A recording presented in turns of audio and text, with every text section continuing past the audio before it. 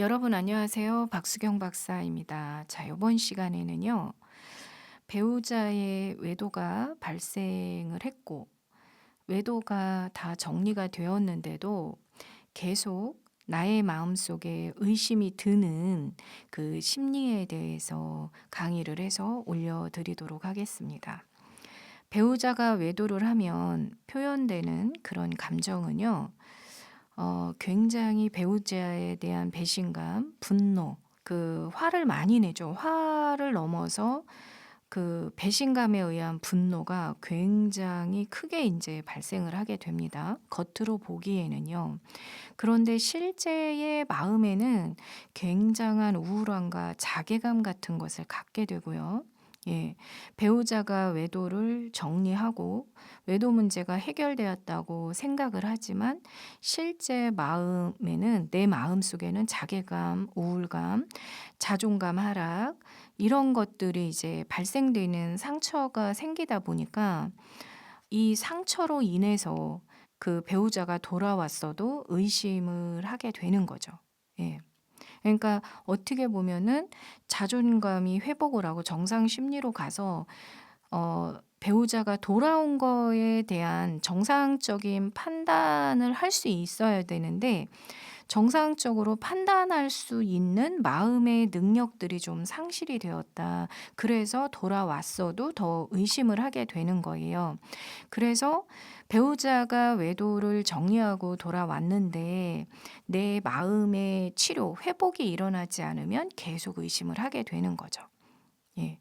그래서 배우자가 이 외도를 정리하고 돌아와도 의심을 하게 되고 용서를 했다 하더라도 계속 부부간에 싸움을 하게 되고 또 외도에 대해서 지속적으로 질책을 하게 되면서 돌아는 왔는데 더욱더 힘든 상황이 이어지는 것은 결국 상처받은 나의 마음이 회복이 되지 않았기 때문이에요.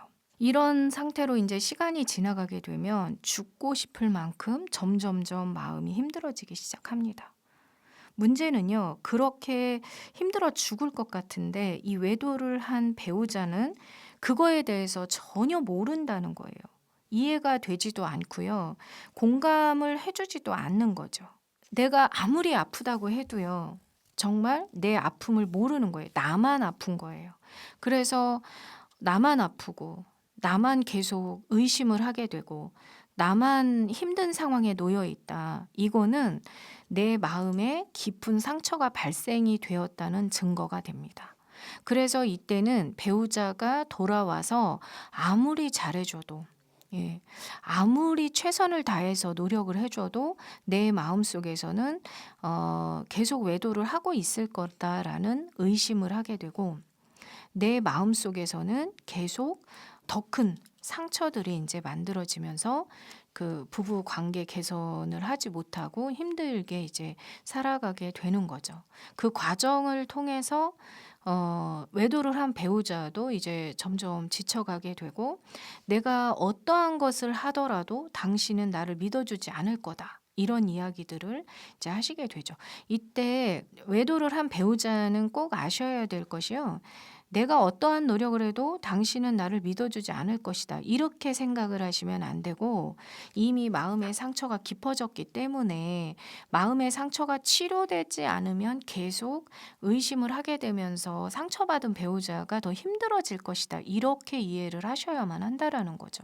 그래서 치료가 곧 우리의 미래가 되는 거고 치료의 필요성을 아셔야만 하는데 우리는 당신은 영원히 날 믿어주지 않을 거잖아. 그러니까 이혼해야지. 미래가 없어. 이렇게 또 착각을 하게 된다라는 거죠.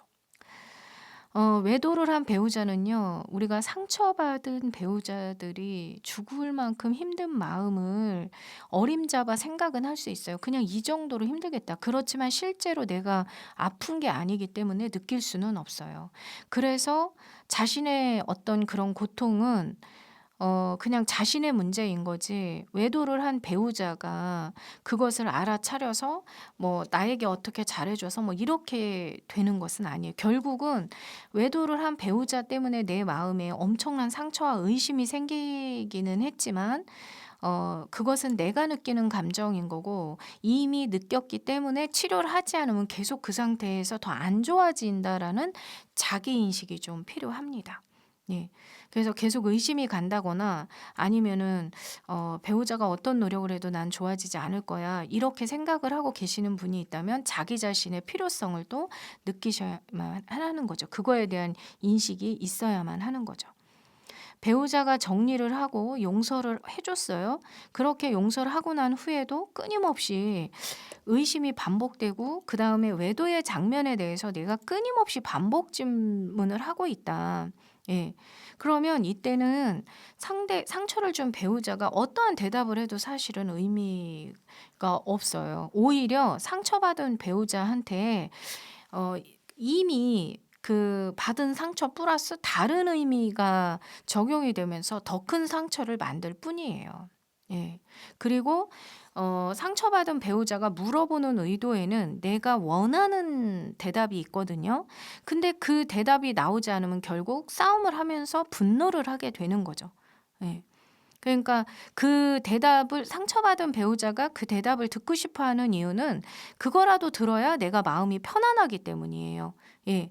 그냥 그건데 그 상처를 준 배우자는 일어난 사실이나 이런 것들을 자세히 이해시키려고 노력을 하지만 거기에는 또 다른 의미가 부여가 되어서 더 큰 상처와 더 큰 분노를 주게 되는 원인이 되는 거죠. 그러니까 이러한 상황이 반복되면서 이제 외도를 한 배우자는 본인이 물론 잘못을 한 거는 맞지만 나중에는 견딜 수 없게 되다 보니까 결국에는 이혼을 하자고 하는 그런 말로까지 이어지게 되는 거예요.